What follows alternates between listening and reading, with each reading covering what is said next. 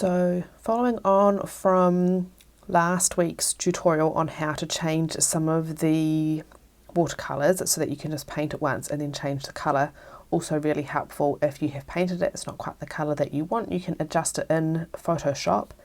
I am now going to show you how to change the background colour. So there's a couple of different ways that you can do it. The way that I always learned to start with was to just add a new layer. You can then select your colour from in the swatches here, or you can see over here, you can click this one and then you can, move it around, get the colour that you want.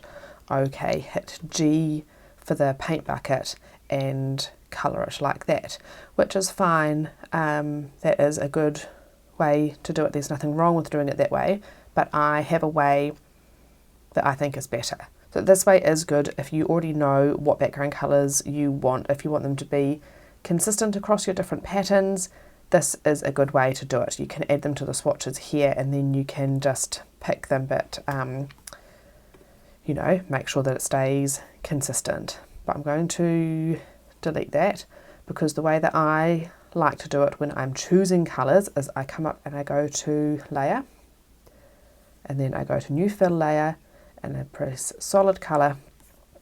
Okay, and then what happens is we've got this, it just brings up the colour that was last selected.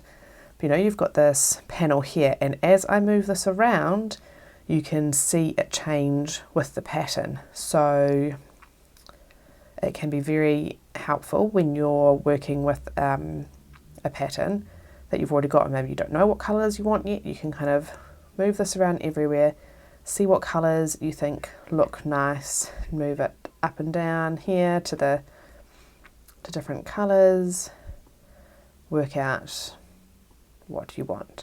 So I find that really helpful, especially when I am picking shades. What I will do is, once I know that I've got a colour that I like, you can then add it to the swatches, and then it means that when you have different patterns in that collection, you've got that colour there ready to use across the various patterns. But when it's just one pattern, I find this a really nice way to have a look and see, oh, does it look nice with, like a sagey colour, or do I want it to be really bright?